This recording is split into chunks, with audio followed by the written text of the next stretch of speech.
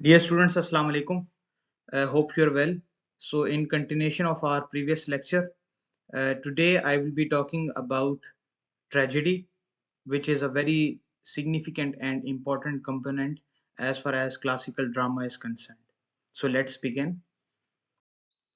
तो सबसे पहले देखते हैं कि ट्रेजेडी क्या होता है. What is tragedy? According to Oxford Advanced Learners Dictionary, tragedy कहते हैं किसी भी सीरियस प्ले में जो सैड एंडिंग होती है, जहाँ पर हीरो या हीरोइन जो प्रोटोगनिस्ट होता है, हमारी स्टोरी का मेन कैरेक्टर होता है, उसकी डेथ हो जाए, तो उसको कहा जाता है ट्रेजेडी, कि ये एक ट्रेजिक प्ले है, ट्रेजिक ड्रामा है।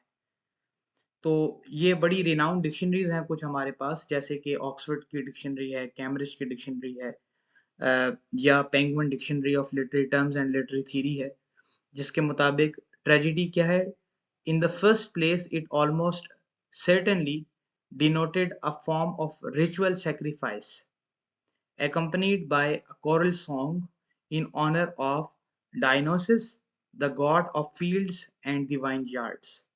अच्छा, डायनासिस के बारे में हमने पिछले लेक्चर में बड़ी डिटेल में बात की थी कि ग्रीक जो लोग थे उनके यहाँ एक फेस्टिवल सेलिब्रेट किया जाता था जहाँ पे सेक्रीफाइस दिया जाता था और ड्रामास को प्रेजेंट किया जाता था। मेनली जो उस वक्त के ग्रीक ड्रामाटिस्ट थे, जिनको मास्टर्स कंसिडर किया जाता है, क्लासिक्स कंसिडर किया जाता है, सोफोक्लिस, एस्काइलस और इस तरह के जो लोग थे, ये उस फेस्टिवल में तीन तीन ड्रामास को प्रेजेंट करते थे।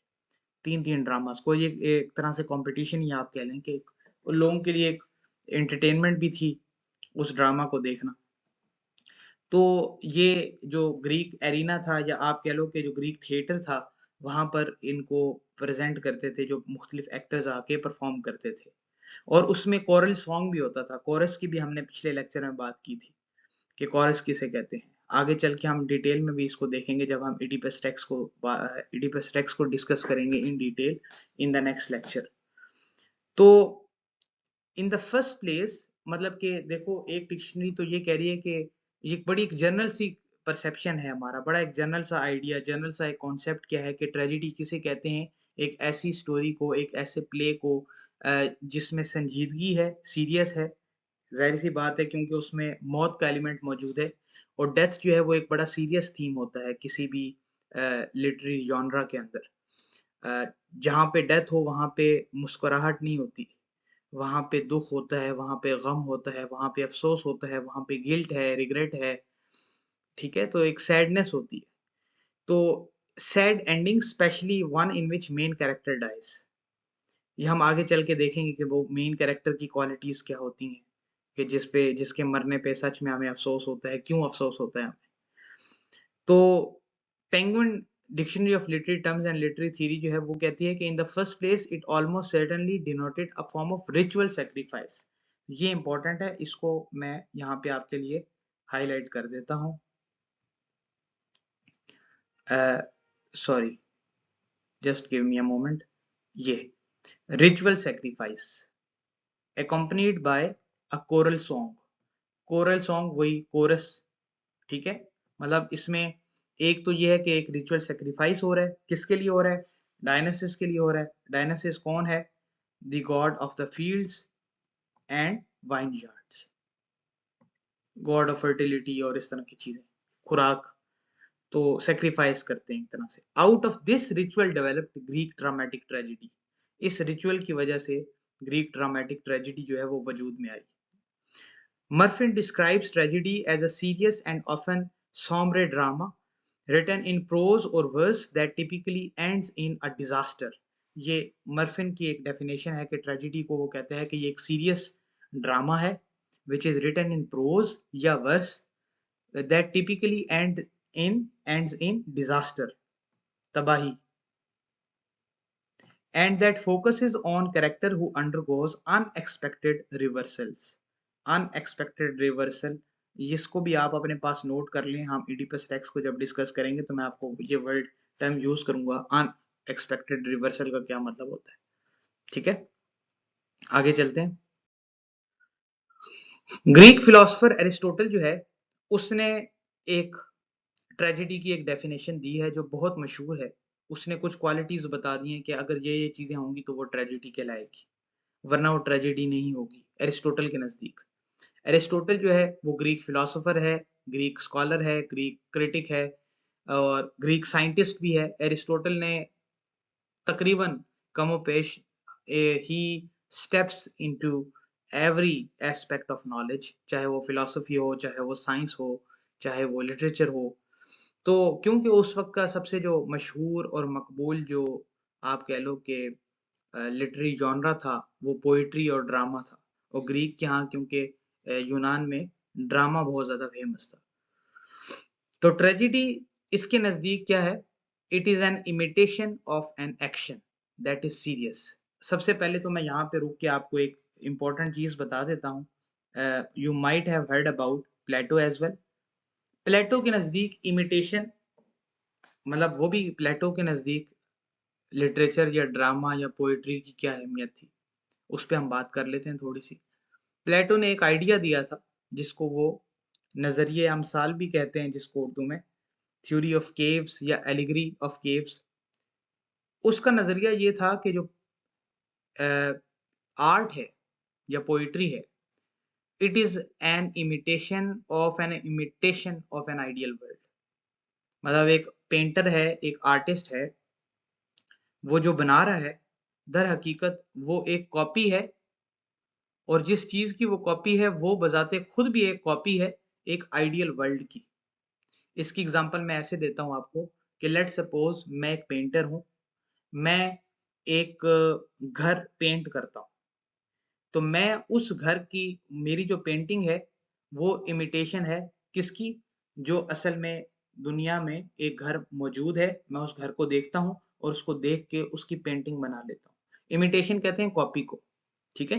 तो मेरी जो पेंटिंग में जो घर है वो इमिटेशन है उस घर की जो मौजूद है। और एरिस्टोटल प्लेटो कहता था कि वो जो घर मौजूद है असल में दर हकीकत वो भी एक इमिटेशन है ऑफ एन आइडियल वर्ल्ड जिसको हमने देखा नहीं है, ठीक है? तो वो कहता है कि डबली कॉपीड, मतलब कि दो बार कॉपी हुआ है, ठीक है? एक बार नहीं, दो बार कॉपी हुआ है, तो इसलिए वो रियल नहीं हो सकता, क्योंकि वो एक आइडियल वर्ल्ड की इमिटेशन है आगे। तो इसलिए आर्टिस्ट का जो काम है वो वैलिड नहीं समझा जाता।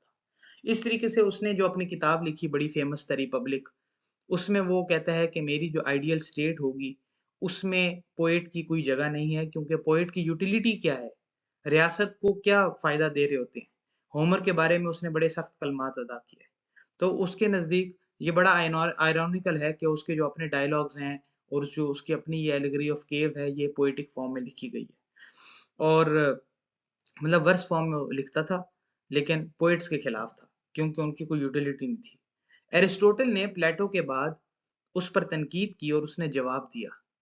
उसने कहा कि ठीक है, पोएट्री एक इमिटेशन है, जैसे कि प्लेटो का मानना था कि एक शायर जो है, एक अदीब जो है, एक ड्रामाटिस्ट जो है, एक राइटर जो है, आर्टिस्ट जो है, जो उसने अपने ऊपर जिसके ऊपर उसने खुद एक चीज तजुर्बा ना किया हो, वो कैसे किसी के बारे में लिख सकता है? For example, if I am a writer and I am writing a story about a carpenter, I am writing a story about a poor man, मेरे कहानी का किरदार है गरीब है।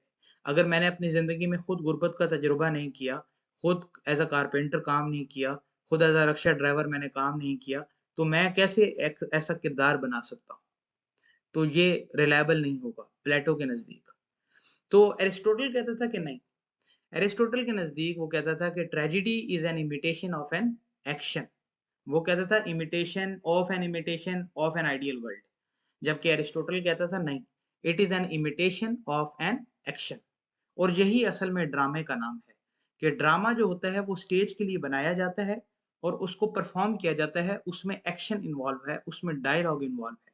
स्टोरी में डायलॉग है, मतलब एक मुकालमा है, जरूरी नहीं है, उसमें सिर्फ एक नैरेटिव होता है, नरेटर होता है जो स्टोरी को नरेट कर रहा होता है, किस्सा सुना रहा है, कहानी सुना रहा है, फोकलोर होती है जैसे दास्तान गोई जिसे हम कहते हैं।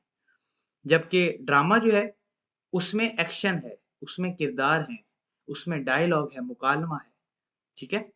So it is an imitation of an action. सबसे पहली बात तो ये होनी चाहिए, number one, imitation of an action. और ये सिर्फ आम एक्शन नहीं होगा, वो एक्शन जो है वो सीरियस होना चाहिए, संजीदा होना चाहिए, तभी ट्रेजेडी कहलाएगा। सीरियस, कॉमिक नहीं, कॉमेडी नहीं, उसमें हंसी मजाक नहीं, संजीदा होना चाहिए। तो नंबर 1 सीरियस। उसके बाद it has magnitude. It has magnitude कि उसकी वैल्यू होनी चाहिए, वो आम ऑर्डिनरी चीज ना हो, वो वैल्यूएबल होना चाहिए। तो दूसरे नंबर पे क्या है? It has magnitude. फिर end is complete in itself, उसकी प्रॉपर बिगिनिंग होती है, क्लाइमेक्स होता है, एंडिंग होती है प्रॉपर। तो कंप्लीट इन इटसेल्फ, उसमें अधूरापन नहीं होता, उसमें गैप्स नहीं होते। तो ये तीसरी चीज है, ठीक है। उसके बाद in language with pleasurable accessories. In language मतलब कि डिक्शन, ऐसी लैंग्वेज जो पढ़ के सुन के प्लेजरेबल एसेसरीज, मतलब उसकी डिक्शन जो है, लैंग्वेज बड़ी इंपॉर्टेंट है इसमें। वो लैंग्वेज प्लेजरेबल होनी चाहिए, ठीक है, उस थीम के साथ रिलेटेबल होनी चाहिए, रिलेट करनी चाहिए। तो ये आपका हो गया चौथा, मतलब लैंग्वेज के बारे में डिक्शन आ गई। Fourth, each kind brought in separately in various parts of the work in a dramatic not in a narrative form. Narrative नहीं होना चाहिए, कहानी नहीं, ड्रामेटिक होनी चाहिए, मतलब उसको परफॉर्म करने, एक्शन होना चाहिए। मतलब ये अब क्या है? It must be in a dramatic form, not in narrative. तो ये पांचवी चीज आ गई हमारे पास। और सबसे इंपॉर्टेंट जो अभी आगे आ रही है, जिसको कैथारसिस का नाम देगा, वो ये है कि it narrative form with incidents arousing pity and fear. कि जब आप उस ट्रेजिडी को देखो स्टेज पर, तो आपके अंदर दो फीलिंग्स होती हैं, एक पिटी एंड फियर। आपको खौफ भी हो और आपको रहम भी आए, ठीक है, तो वो ट्रेजिडी कहलाएगी। ये 6 चीजें अभी आपको मैंने बताया। No accomplish its catharsis of such emotion, इसी को कैथारसिस कहते हैं असल में, जब वो पिटी एंड फियर के जज्बात अराउज होते हैं। तो another view of tragedy that was held in the Middle Ages by the play goers resembles the one with the monk in Chaucer's Canterbury Tale holds। ये हम आगे चल के देखते हैं कि वो जो मॉन्क था चौसर का एक कैरेक्टर है, ये कैंटरबरी टेल्स जो उसकी बड़ी फेमस पोइम है, प्रोलॉग टू कैंटरबरी टेल्स, उसमें कैरेक्टर है द मॉन्क का। अच्छा, ये 6 चीजें आप अपने पास नोट कर लो, मैं दोबारा रिपीट कर देता हूँ कि ट्रेजेडी सबसे पहले क्या है? It is an imitation of an action, और एक्शन भी कैसा? जो सीरियस हो, जिसकी वैल्यू हो, मैग्नीट्यूड हो, वो कंप्लीट इन इटसेल्फ हो। कंप्लीट इन इटसेल्फ का मतलब ये है कि प्लेटो प्लॉट पे बहुत ज्यादा फोकस करता है।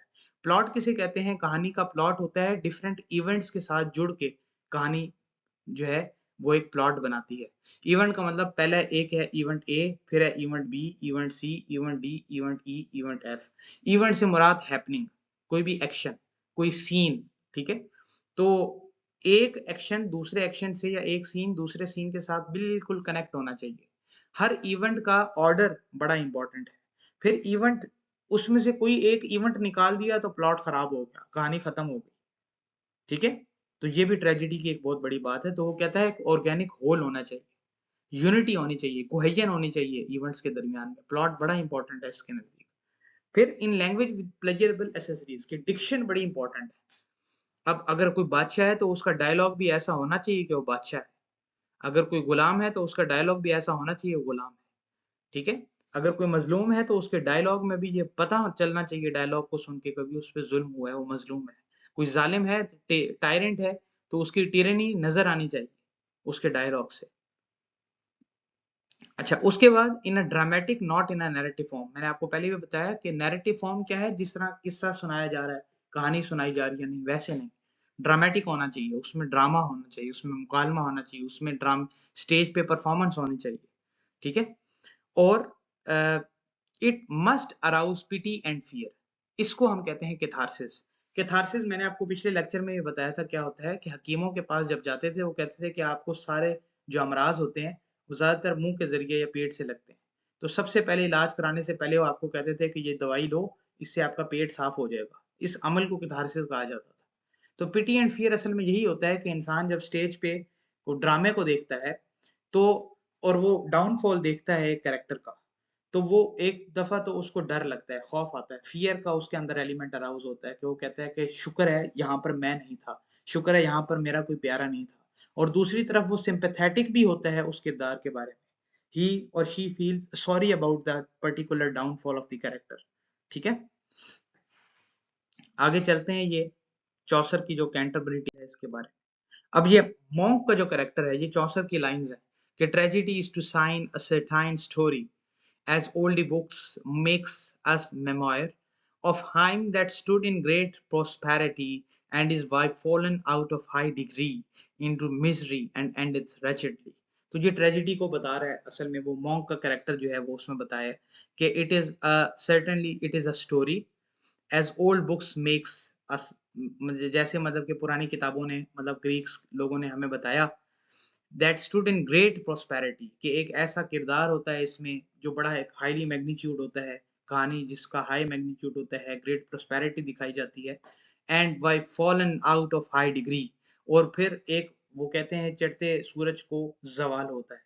तो एक बहुत हाई मैग्नीट्यूड का हीरो जब डाउनफॉल उसका दिखाया जाता है इनटू मिजरी एंड एंडेथ रैचेडली, और उसका बड़ा एक रैचेड किस्म का बड़ा डिजास्टर किस्म का उसका जो है वो एंड होता है, इसी को ट्रेजेडी कहते हैं। ये पुरानी इंग्लिश है, मिडीवल इंग्लिश, तो I am sorry, I am also unable to pronounce it properly, but मैंने आपको जो इसका बात करने का जो मकसद है वो बता दिया गया है यहाँ पे, मतलब समझा दिया। अच्छा, द थीम और moral of the Monk's tale according to Harrison, ये एक हैरिसन भी एक स्कॉलर है जो इस मॉन्क टेल के बारे में जो भी मैंने आपको पीछे बताया इसके बारे में बताता है कि फॉर्च्यून और destiny mysteriously plays trick on a man to throw him from a state of prosperity to misery, to bring out a reversal and a disastrous end। Reversal का क्या मतलब है? रिवर्सल का मतलब यह है कि एक इंसान है वो नीचे से ऊपर जाता है, मतलब कि गरीब है वो गरीब से अमीर होता है और दोबारा से गरीब हो जाए। ठीक है, फॉर एग्जाम्पल एक बंदा है वो जब पैदा होता है तो वो मोहताज होता है अपने पेरेंट्स का, अपने माँ बाप का, बच्चा है छोटा। जब वो बूढ़ा हो जाता है वो दोबारा से मोहताज हो जाता है। ठीक है, मतलब एक बड़ी कॉमन सी चीज है। एक अहमद नदीम कासमी का एक शेर भी है कि एक ही दायरे में घूमते रहे नदीम, इस वहम में मगन के बढ़े जा रहे हम। This is life that you begin and you are feeling dependent on others, and once you are about to end your life or your life is about to end before your death in your old age, again you are going to be dependent on others, वो आपके बच्चे हों, आपके grand children हो, कोई भी हो। तो ये लाइफ की एक साइकिल है। इसी तरीके से इसी को हम रिवर्सल कहते हैं। ठीक है, कि एक इंसान जहां से सफर शुरू करता है वहीं पर इख्तिताम होता है उसका। तो एक ऐसा इंसान जो एक प्रोस्पेरिटी की स्टेट पे मौजूद हो, वो बहुत प्रॉस्पर हो, बहुत कामयाब हो, एक बहुत ऊंचे मकाम पर फायज हो, और उसके बाद वो दोबारा मिजरी पे आ जाए, तो जाहिर सी बात है ऊंचे मकाम पे जाने से पहले उसने कोई मुश्किलात देखी होंगी, कोई चैलेंजेस होंगे उसकी जिंदगी के, और वो मुश्किलात होंगी, वो कठिन मराहिल होंगे जिनको तय करके वो वहां तक पहुंचा होगा। तो इसी को हम रिवर्सल कहते हैं या डिजास्टर्स एंड कहते हैं। Tragedy is indeed one of the most difficult of critical terms, a theme for endless discussion and theory। ठीक है, क्योंकि ट्रेजिडी के बहुत से लोग इसके बारे में बहुत कुछ कहते हैं। ठीक है, अगर आपके यहाँ भी ट्रेजिडी की अगर आप समझते हैं कि आप कोई बेहतर तारीफ कर सकते हैं, डेफिनेशन दे सकते हैं, तो please do share with me. अच्छा, अब आपने नोट किया होगा कि जो डेफिनेशंस हैं ट्रेजिडी की, जैसे हमने 2-3 डेफिनेशंस की बात की, they referred above have some common points, कुछ चीजें कॉमन है इनमें। क्या? कि ट्रेजिक ड्रामा जो है according to this definition is a play which has a sad ending. इन सब में एंडिंग जो है वो सैड होती है। तो ये इन सब डेफिनेशन में एक कॉपी जो कॉमन चीज है वो है sad ending. The protagonist suffers a fall from happiness to misery, a reversal of fortune from prosperity to adversity. Prosperity का मतलब कामयाबी और एडवर्सिटी का मतलब आप कह लो तबाही। ठीक है, फ्रॉम हैप्पीनेस टू मिजरी, किसकी बात हो रही है? प्रोटोगनिस्ट। प्रोटोगनिस्ट कौन है? आपका हीरो या हीरोइन, जो भी आपकी स्टोरी में आपके ड्रामा में है। An effective tragic drama leaves the theatre goers in an emotional state of purgation of their emotions of pity and fear. कि एक अच्छा जो ड्रामा होता है, ट्रेजिक ड्रामा, वहां पर जो बैठी होती है ऑडियंस, वो जब एक ड्रामे को देखती है, किरदार का डाउनफॉल देखती है, तो उनकी आंखों में आंसू भी होते हैं और दिल में खौफ भी होता है। It should be noted that tragedy, through all the process of evolution, no doubt exhibited changes in its mechanics as well as the stagecraft and the morals which the dramatist has in mind to effectively communicate to the audience. ये वक्त के साथ साथ tragedy की definitions, tragedy के लिए जो tools इस्तेमाल किए जाते थे, उसमें भी एवोल्यूशन है, उसका इर्तका हुआ वक्त के साथ साथ। क्योंकि हम देखो जब ग्रीक ड्रामा की बात करते हैं तो ये कबले मसीह है, ईसा अलैहिस्सलाम से भी पहले का। तो कितने हजारों साल गुजर जाते हैं और इसमें एक बहुत प्रोमिनेंट एवोल्यूशन हमें देखने को मिलता है। हम आगे नेक्स्ट सेक्शन में जाके देखेंगे कैसे एवोल्यूशन हुआ, कैसे डेवलपमेंट हुई ट्रेजेडी की। अब एरिस्टोटल जो ट्रेजेडी पे बात करता है वो अपनी किताब पोएटिक्स में बात करता है, ठीक है। इसने एक बड़ा इसका जो फेमस वर्क है वो है पोएटिक्स। प्लेटो का जो फेमस वर्क है उसका नाम है रिपब्लिक, द रिपब्लिक। पोएटिक्स में ये ट्रेजेडी को डिफाइन करता है और एक्सटेंडेड डिस्कशन उसके डिफरेंट कंपोनेंट्स पे करता है। डिटेल में इसने हर चीज को डिस्कस किया और definition has been cited in the previous section, जो अभी हमने 6 चीजें बताई थी। The following points are important to comprehend the concept of tragedy in the true sense of the term. कुछ टर्मिनोलॉजीज हैं जो एरिस्टोटल ने इंट्रोड्यूस करवाई हैं अपनी इसी पोएटिक्स के अंदर regarding the definition of tragedy. सबसे पहले tragedy is an imitation, imaginative reconstruction of a piece of life. Imaginative reconstruction of a piece of life. Action से मुराद क्या है? पीस ऑफ लाइफ, जिंदगी का हिस्सा। कोई आइडियलिज्म की बात नहीं कर रहा है एरिस्टोटल। एरिस्टोटल कहता है कि it is an imaginative reconstruction. एक राइटर जो है वो क्या कर रहा होता है कि वो रियलिटी को रिकंस्ट्रक्ट कर रहा होता है। एक चीज है जो कायनात में अल्लाह ताला ने बनाई है, राइटर क्या कर रहा होता है? यूजिंग हिज इमेजिनेटिव इमेजिनेशन उस रियलिटी को, उस लाइफ, रियल लाइफ सिचुएशन को रिकंस्ट्रक्ट करता है, which should not be too long to skip the memory of the audience। अब वो इतनी लंबी नहीं होनी चाहिए कि जैसे जैसे प्ले बढ़ता जाए तो वो इतना कॉम्प्लिकेटेड प्लॉट नहीं होना चाहिए कि अभी ऑडियंस अपना इंटरेस्ट ही लूज कर दे। And it should not be too short to undermine the relationship of the part of the story to the whole, disturbing the unity of plot. तो यूनिटी ऑफ प्लॉट जो मैंने पहले भी आपको बताई कि मुख्तलिफ इवेंट्स आपस में इस तरीके से कोहेरेंट होते हैं, यूनाइट होते हैं, जैसे तस्बीह के दाने होते हैं। अब आप देखो ना, अगर बीच में से धागा कट जाए तो सारे दाने नीचे गिर जाएंगे। तो इस तरीके से यूनिफाइड होना चाहिए। यूनिटी इन द प्लॉट का मतलब ये है कि सब का सब, सारे इवेंट्स एक जो थीम है ट्रेजेडी की, उसको उसको स्ट्रेंथन करें, उसको मजबूत करें और उसको एम्पावर करें। The limit of its length should be such as to allow the hero passing through different stages and come to a reversal of fortune। Reversal of fortune का मतलब कि वही बात है कि एक हीरो है, वो डिफरेंट इवेंट से गुजरता है और फिर वो दोबारा डाउनफॉल की तरफ आता है। A well constructed plot should have a proper beginning, a middle and an end। इस पर हम बात कर चुके हैं शुरू में। अच्छा, फिर जो ट्रेजिक हीरो है वो कैसा होना चाहिए? हमें दुख हो। ट्रेजिक हीरो कोई सेंट नहीं होना चाहिए, ठीक है, जो हमेशा जस्ट है, वर्चुअस है और बिल्कुल भी जो है बड़ा नेक और परहेजगार है। ना ऐसा होना चाहिए, ना ऐसा होना चाहिए कि बहुत ज्यादा गरीब है, डिप्राइव है, विशियस है, नहीं, इस तरह। He must have a tragic flaw in his character which Aristotle calls as hamartia, ठीक है, हिमार्शिया। ट्रेजिक फ्लॉ का मतलब यह है कि उसके अंदर कोई ऐसी खामी जरूर होनी चाहिए। ट्रेजिक हीरो जो है उसके अंदर कोई खामी जरूर, कमी जरूर होनी चाहिए।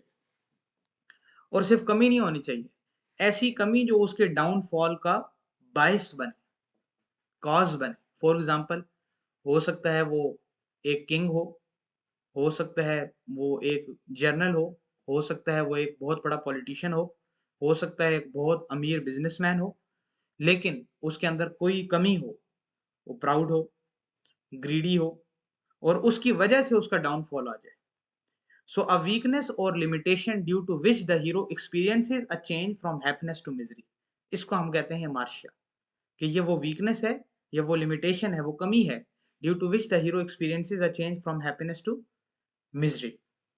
अब कटन इंटरप्रेट्स दिस पॉइंट, ये भी एक स्कॉलर है, वो कहता है कि tragedy is the disaster which comes to those who represent and who symbolize in a particularly intense form, जिनके अंदर शिद्दत होती है। These flaws and shortcomings which are universal in a lesser form, सब में शॉर्ट कमिंग्स मौजूद होती हैं कहीं ना कहीं। The greater the person, so it seems, the more acute is their tragedy. जितना किरदार मजबूत होता है, बड़ा होता है, बादशाह होगा, एक अमीर इंसान जब मरता है तो हमें ज्यादा दुख होता है। एक अमीर इंसान, कोई सेलिब्रिटी की मौत हो जाती है तो हम कहते हैं देखो इसको कैंसर था, कितनी इसने बड़ी-बड़ी फ़िल्में की, कितनी इसने बड़े-बड़े ड्रामाज़ में इसने एक्टिंग की, कितना पैसा था इसके पास, किस चीज़ की कमी थी, लेकिन कैंसर से ना लड़ सका, मौत से ना लड़ सका, ठीक है? कोई दुनिया का पैसा, दुनिया की ऐश, दुनिया का कोई डॉक्टर उसका इलाज ना कर सका। माइकल जैक्सन की एग्ज़ाम्पल हमारे सामने बड़ी प्रोमिनेंट है। कितना बड़ा सिंगर, कितना बड़ा डांसर दुनिया का। कितनी सर्जरीज करवाई उसने अपने आप को प्रिजर्व करने के लिए, कहता है कि भाई अपनी बॉडी को प्रिजर्व करूंगा, अपने बॉडी पार्ट्स को प्रिजर्व करूंगा। वो किस हद तक कैसी शक्ल थी और कैसी शक्ल के साथ बहुत हो गया। मतलब हमारे पास ढेरों एग्जांपल्स हैं, आप अपने इर्द गिर्द देखो कितना पैसा होता है लोगों के पास, लेकिन मौत से नहीं बच सकते। कुल्लू नफ्सिन जायकातुल मौत। तो it death is the bitter reality of life. तो जब कोई बड़ा इंसान मरता है तो हमें दुख होता है। कोई दुकान वाला फौत हो जाए तो बस हम इन्ना लिल्ला पढ़ेंगे और बस हमें वो दुख नहीं होगा, वो अफ़सोस नहीं होगा। क्यों? क्योंकि उसका मैग्नीट्यूड नहीं है, उसका इम्पैक्ट नहीं है लोगों के ऊपर, उसका इम्पैक्ट नहीं है हमारी ज़ात के ऊपर। लेकिन जब कोई बड़ा इंसान मरता है तो हमें पिटी एंड फ़ियर, वो होता है ना कैथार्सिस, वो तब होता है। तो वीकनेसेस सब में होती हैं। The greater the person, so it seems, the more acute is their tragedy. तो उनकी ट्रेजेडी, उसका इम्पैक्ट जो है वो बड़ा ज़्यादा होता है। तो ट्रेजिक हीरो ऐसा होना चाहिए, आम हीरो नहीं होना चाहिए, वो कोई ग्रेटेस्ट मैग्नीट्यूड वाला बंदा होना चाहिए। अच्छा, by participating uh, viciously in the grief, pain and fear of the tragic hero or heroine, the spectator, in Aristotle words, experiences pity and fear and is purged the catharsis of the emotions of pity and fear. Audience से मुराद मतलब जो लोग drama को देख रहे होते हैं, play perform होता हुआ देख रहे होते हैं, ऑडियंस में बैठे हुए। Hence the moral functions of the tragedy, tragedy के एरिस्टोटल के नजदीक फंक्शन क्या है कि through pity and fear tragedy effects the proper catharsis of these emotions. Aristotle कहता है कि ये इमोशंस इंसान के बाहर आने जरूरी हैं, आने चाहिए।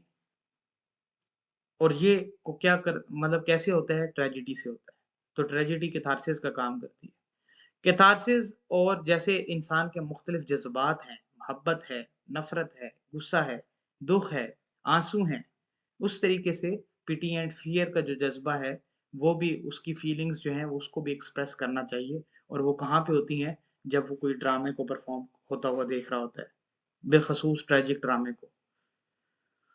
True tragic propagation of the emotions is thus an experience which must be shared in public, for it owes much of its intensity to the fact that everyone in the theatre is being similarly moved. तो जब too intense होता है, ये जो असली tragic प्रगेशन वो होती है जहाँ पे कैथारसिस हो रहा होता है, जब एक बड़ा मजमा बैठा होता है, ऑडियंस बैठे होते हैं और उन सब का दिल दहल जाता है उस ट्रेजिक इवेंट को देख के, उस हीरो की ट्रेजेडी को देख के। अब हमारे पास ढेरों ट्रेजेडीज हैं। शेक्सपियर की रोमियो एंड जूलियट आप देख लो, ट्रेजेडी कितनी मूवीज बनती हैं, ड्रामास बनते हैं उस पे। हीर रांझा हमारे यहाँ, सोनी महिवाल, ससी पुन्नू, लैला मजनू, ठीक है, मिर्जा साहिबा, ये सारी ट्रेजेडीज हैं। The experience is fully realized, leaves the feeling so utterly stirred and drained that one's whole emotional state and balance of an appreciable time completely changed. अच्छा, अब ये एंड में देखो, आखिरी जो सेंटेंस है, a play that affects the purgation or cleansing of the emotion of pity and fear in the theater, according to Harrison, is deep tragedy. Deep tragedy कहा है उसने कि ऐसा प्ले जो cleansing of the emotions of pity and fear और purgate करे, जो उसको निकाले, अराउज करे, और बिल्कुल लोगों का दिल हल्का हो जाता है। कहते हैं जब आंसू टपकता है आंख से तो दिल हल्का हो जाता है।